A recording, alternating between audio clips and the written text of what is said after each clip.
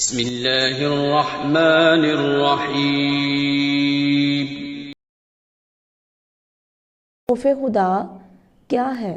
یعنی کوئی انسان اللہ رب العزت سے ڈرتا ہے، اللہ رب العزت کا خوف اس کے دل میں ہے اور وہ اللہ کے خوف سے ہی تمام حرام کاموں سے منہ موڑے ہوئے ہے، تو اللہ نے اس کے لیے کیا اجر تیار کیا ہے۔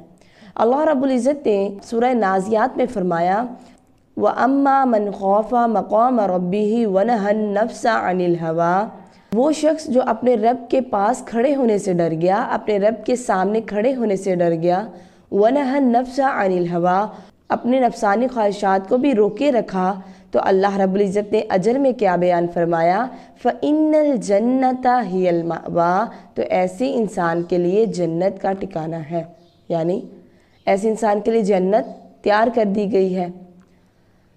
اب دیکھیے ہمیں کرنا کیا ہے، ہمیں دو کام کرنے ہیں۔ نمبر 1 کہ اللہ رب العزت کا خوف ہمارے دل میں ہو، ہم حرام کاموں سے اللہ رب العزت کی خاطر منہ موڑ لیں، حرام کاموں کو اللہ رب العزت کے خوف سے چھوڑ دیں۔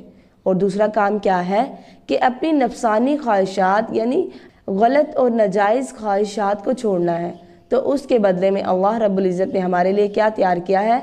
اجر عظیم تیار کیا ہے، جنت تیار کی ہے ہمارے لیے، اللہ رب العزت نے ہمارے لیے اس کے بدلے میں۔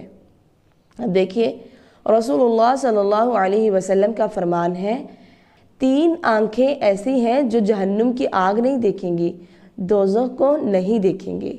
یہ میری کہی ہوئی بات نہیں ہے، یہ رسول اللہ صلی اللہ علیہ وسلم کا فرمان ہے۔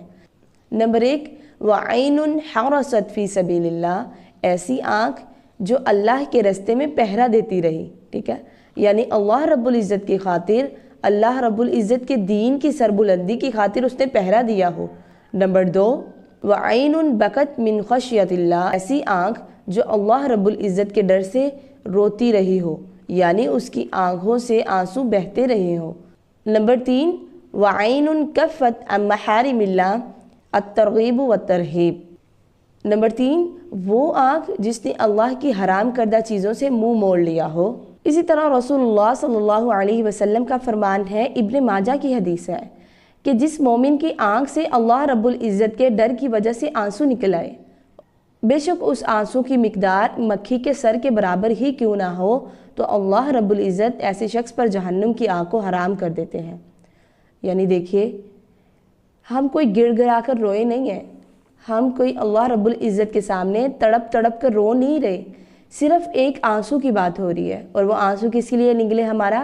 اللہ رب العزت کے خوف کی وجہ سے، اللہ رب العزت کے ڈر کی وجہ سے وہ آنسو گرا ہو، تو اللہ رب العزت نے ایسی شخص کے اوپر جہنم کی آگ کو حرام کر دیا ہے۔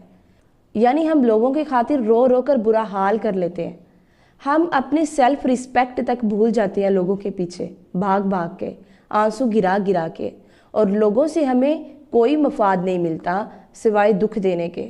اور اگر ہم یہی آنسو اللہ رب العزت کے لیے بہائیں، اللہ رب العزت کو یاد کر کے روئیں، اللہ رب العزت سے اپنے گناہوں کی معافی مانگ کر روئیں، اللہ رب العزت کے ڈر سے روئیں، تو یہی آنسو ہمارے جنت میں جانے کا سبب بن جائے گا۔ یہی آنسو ہمیں اللہ رب العزت کے عرش کا سایہ نصیب کرائیں گے، یہی آنسو ہمیں جہنم سے دور لے جائیں گے اور جنت کے قریب لے جائیں گے۔ لیکن شرط کیا ہے کہ ہمیں وہ آنسو اللہ رب العزت کے لیے بہانے ہیں، لوگوں کے لیے نہیں۔ لوگوں کا تو کام ہی یہی ہے کہ وہ آپ کو رلاتے رہیں، آپ کو دکھی دیکھتے رہیں، آپ کو ہر وقت کوئی نہ کوئی ایذا پہنچاتے رہیں۔